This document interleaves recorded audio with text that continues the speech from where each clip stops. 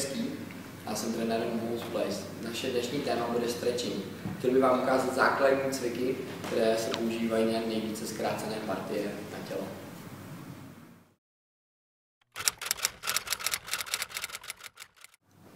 Častá otázka mých klientů je, jestli by se měli protahovat spíše před tréninkem nebo po tréninku.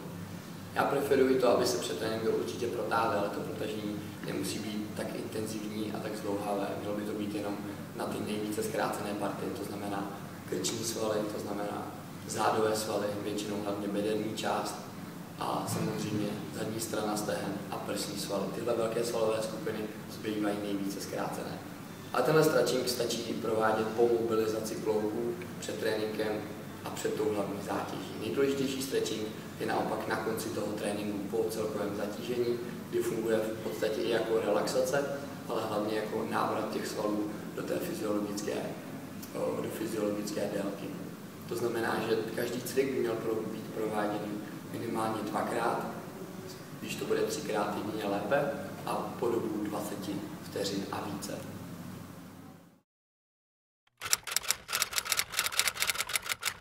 Tak, stretching bychom určitě měli začínat od zhora nebo od zdola. Ani jedno není chyba. Já preferuji začínat od zhora. To znamená, začneme protažením krčních svalů.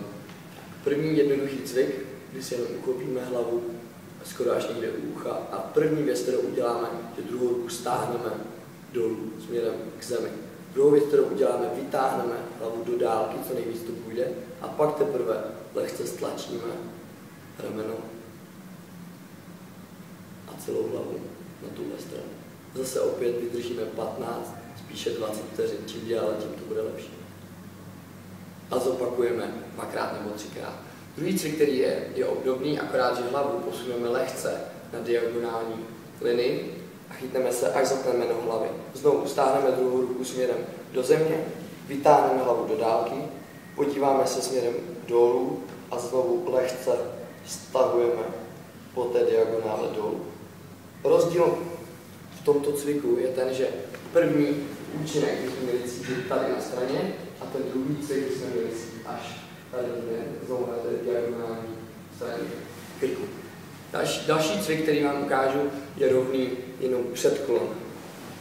Když se podíváte ze strany, tak nejlepší bude, když se co nejvíc narovnáte, zkusíte se vytáhnout znovu do výšky, bradu zastrčíme dovnitř a teď zkusíme jenom, dáme si obě dvě ruce za hlavu a lehce předkloníme dolů. Zase ji vytahujeme do dálky a zatlačíme dolů.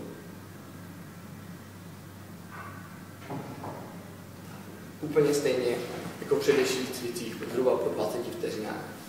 Aby jsme mohli postoupit i dále do nižší partie zad, to znamená až do hrudní části, tak můžeme použít úplně stejný cvik, jen ho protáhneme. To znamená, zapojíme lehké vyhrubení zad do kulatých. Takže znovu úplně stejný cvik, vytáhneme se do dálky, předkloníme a lehce se začneme zabalovat.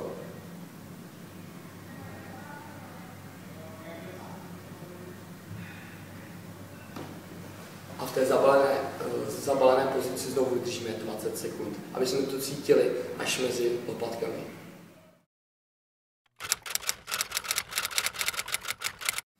Postupně se dostáváme k protažení zad. Prvním úvodním cvikem se budeme snažit protáhnout svaly mezi lopatkama.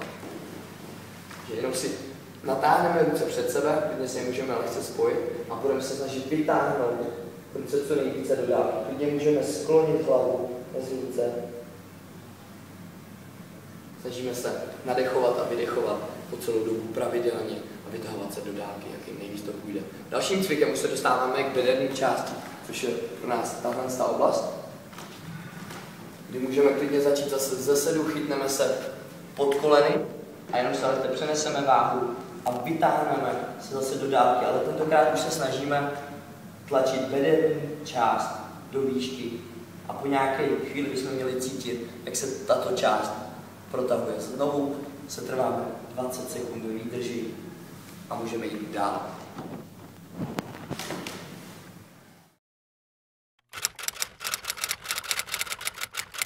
Další svalová partie, kterou je potřeba protáhnout velmi důkladně, jsou prsní svaly.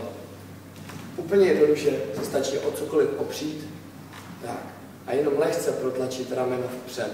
A měli bychom cítit tah tady nahoře skoro až k ramennímu kloubu. Samozřejmě je důležité protáhnout všechny 3 části prsního svalu, to znamená horní, střední i dolní část. Jak začížíme tu střední úplně jednoduše, jenom posuneme ruku dolů, níže a znovu protlačíme lehce dopředu. Aby jsme protáhli tu spodní, můžeme jít ještě níž, znovu protlačíme a vydržíme po 20 sekund.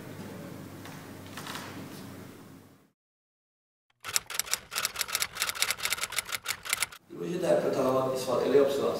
Je to ventrosternokýčelní sval, který se táhne přesně od beder přes kýčelní kloub až sem na sternum. Jak ho budeme protahovat? Je to úplně jednoduché. Klekneme si na jedno koleno, budeme se snažit mít obě nohy v úhlu 90 stupňů v koleni. Potom budeme lehce protlačovat boky vpřed a směrem do země. Měli bychom začít cítit lehký tah v oblasti přísel. Pokud tomu tak není, můžeme zvyknout s intenzivním už jenom tím, že natáhneme ruku vzhůru. Je to ruka od té nohy, která je v zanožení. Pokud stále to není dostatečně intenzivní a nic necítíte, nebo byste chtěli přidat, jenom lehce můžete udělat úklon na opačnou stranu, to znamená přes nohu, která je vepředu. A znovu se vytahujeme do dálky. Tento sval je potřeba protahovat, protože většinu času stráveného za den sedíme a proto se tyto svaly pořád jenom zkracují.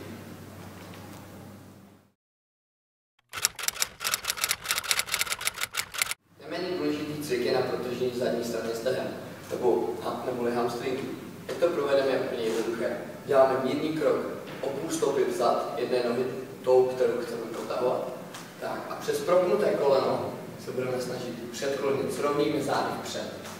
Tak, teď bychom měli cítit tah pod kolenem.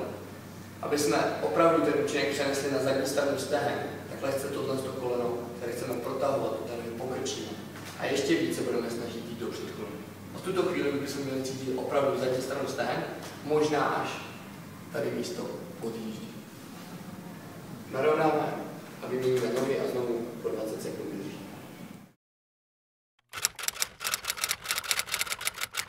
Závěrem je důležité si říct, že čím více tělo zatěžujeme, tím více bychom ho měli protahovat.